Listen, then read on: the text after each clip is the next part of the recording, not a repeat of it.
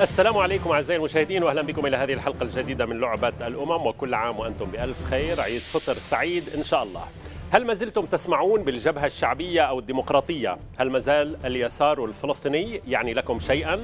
جورج حبش، وديع حداد، نايف حواتمي، أبو علي مصطفى، غسان كنفاني، ناجي العلي. هل تعني لكم هذه الأسماء اليوم شيئا؟ هل تعلمون أن الأمين العام للجبهة الشعبية أحمد السعدات ما زال معتقلا ومناضلا كبيرا في معتقلات إسرائيل؟ ربما ما عاد الجيل الجديد يسمع بكل اليسار الفلسطيني أصلا.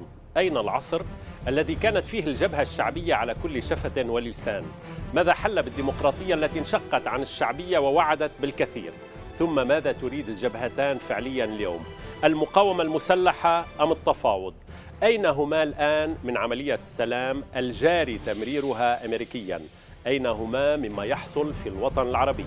لا بل أين هما في صراع المحورين في الإقليم والعالم؟ لا نريد أن يفهم من كلامنا تشجيع على عودة لغة الخطف، خطف الطائرات التي اشتهرت بها الجبهة الشعبية لمرحلة معينة. فهذا زمن ولى، وحصل أصلا نقاش كبير حول جدوى أو عدم جدوى مثل تلك العمليات. ولكن السؤال: أين الجبهتان الآن؟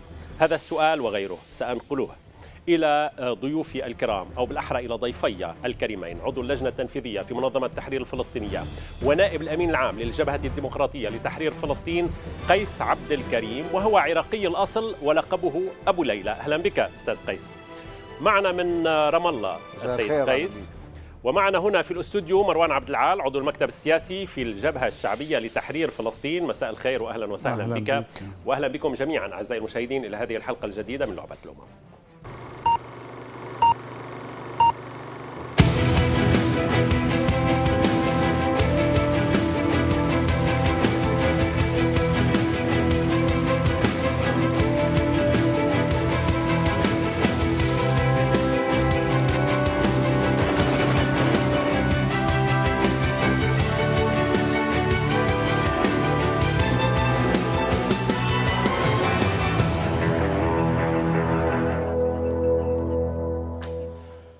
أهلا بكم أعزائي المشاهدين. أستاذ مروان، كم تمثل الجبهة الشعبية فعليا اليوم من الشعب الفلسطيني في الداخل والخارج؟ نسبتها يعني أولا تحية لك، تحية للميادين، وكل عام وأنتم بخير. وأنتم بخير كل شعبنا وكل الشعب الفلسطيني بخير إن شاء الله. إن شاء الله، وبلادنا كلها بخير. يعني بعتقد أنه السؤال حول ماذا تمثل كشيء عددي، كشيء إحصائي، يعني بيكون في ظلم. أولا احنا لم نخضع. أنا بقول إذا كان صار في انتخابات، ولكن الانتخابات كانت مقصورة على الضفة وقطاع غزة، وفي اجتهادات كبيرة حول بتحكي عن انتخابات 2006 بالتأكيد، لأنه كانت كارثة بالنتائج. نعم تقريبا صحيح. صحيح، لكن أنا 5% تقريبا لكل اليسار الفلسطيني. نعم صح. يعني بعد المرحلة كلها اللي صار فيها، هذا وهي قضية يعني خاضعة لتقييم يعني بهذا المجال. لكن أنا أجيب عن السؤال حقيقة. لا أنشد كثيرا للقول الآن إعطاء أرقام أولا بما هي النسبة التي تمثله، وبنفس الوقت بعرف إنه تقريبا لا يمكن أن نحدد ذلك. أو بالمناسبة يعني دائما نحن بنسأل على الأكبر، لأنه احنا عندنا إشكالية الآن مع الفصائل الأكبر يعني، ولكن ما بنسأل كثير عن الأفضل. يعني بالآخر في يعني خيارات ذات رؤى في هذا المجال، وبالآخر في مسؤوليات وحجم المسؤوليات عن الواقع الجديد في الواقع الفلسطيني والتطورات، أيضا يتحمل كل طرف يعني قدر من هذه المسؤوليات. سنتحدث عن ذلك، ولكن أنه ما في أي إحصاء كم تمثل الجبهة الشعبية الآن. يعني لا أستطيع. أستاذ مروان عفوا أستاذ قيس، عندك الجبهة الديمقراطية كم تمثل؟ عندك إحصاء ولا مثل الأستاذ مروان تريد أن تهرب من السؤال؟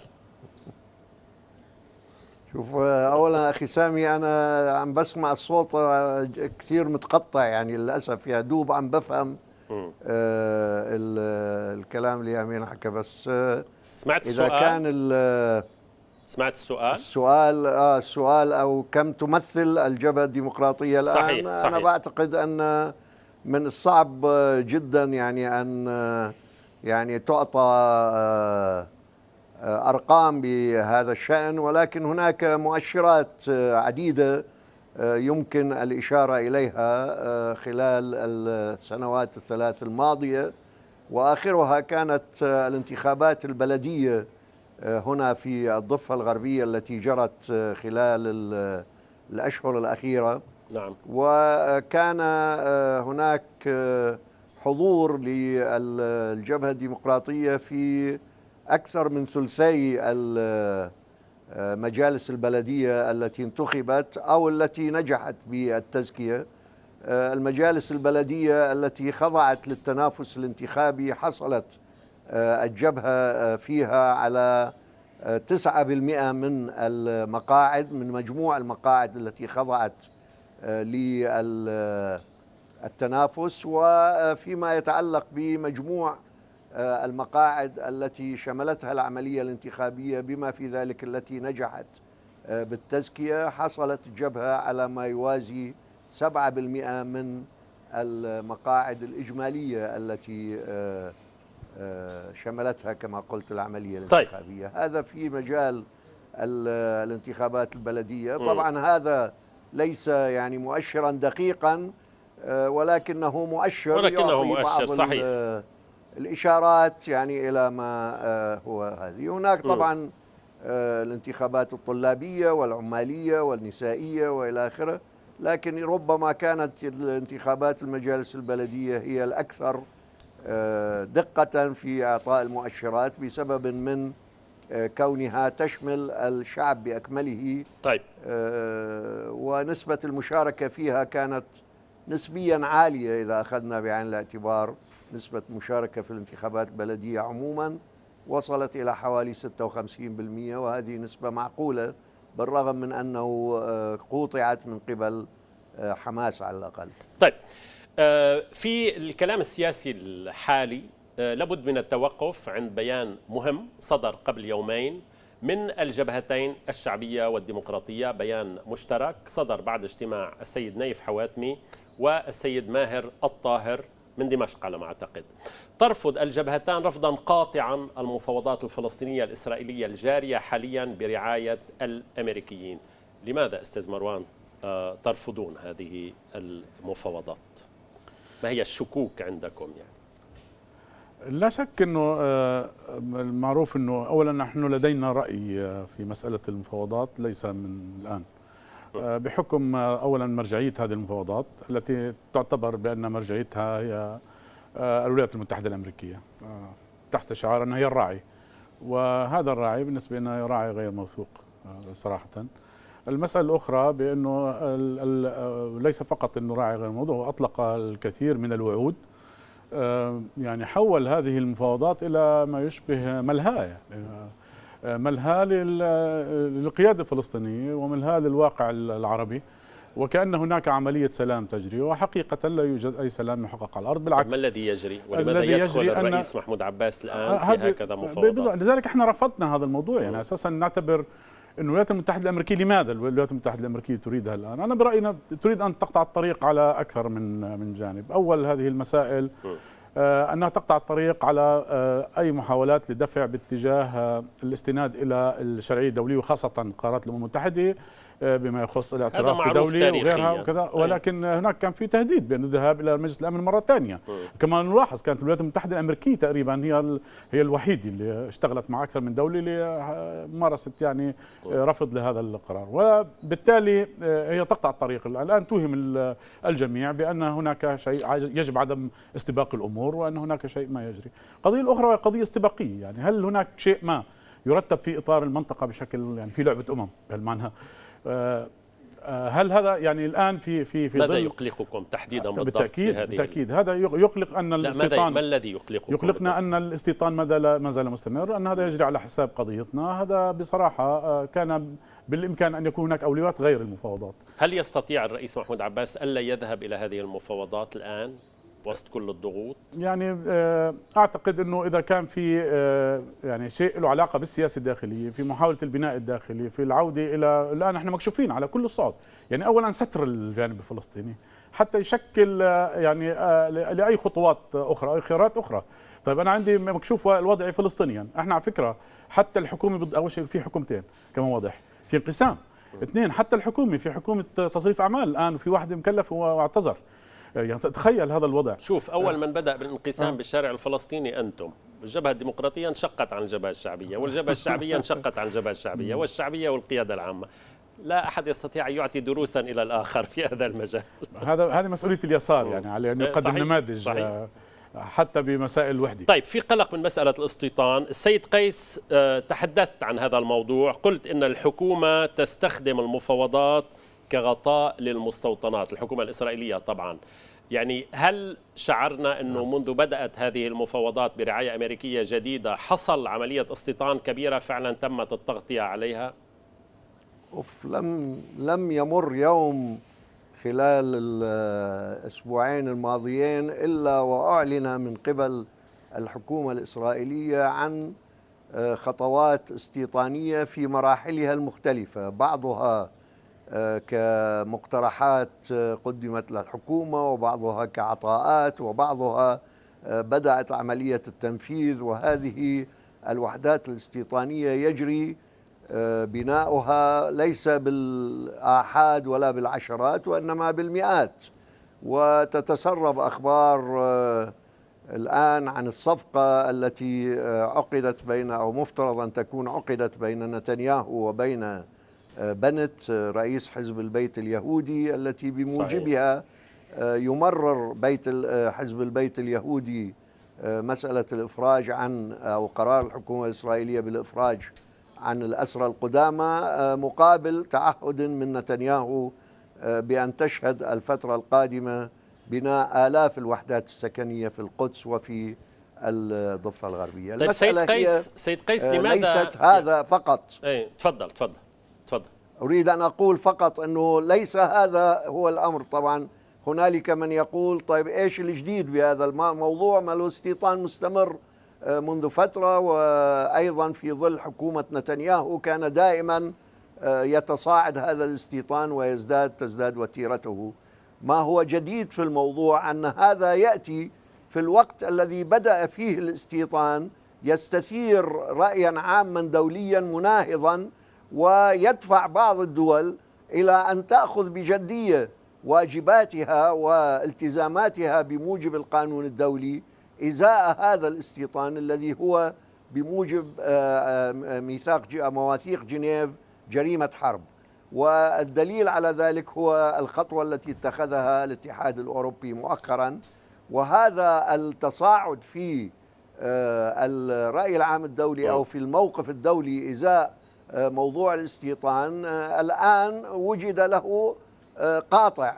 الآن تستخدم إسرائيل المفاوضات والدخول الفلسطيني في المفاوضات من أجل وضع حد وكبح هذا التيار على الصعيد الدولي، خصوصا أن جزءا من العملية أو الصيغة التفاوضية المطروحة الآن. اسمح لي بس بهاي النقطة لأنها مهمة. تفضل.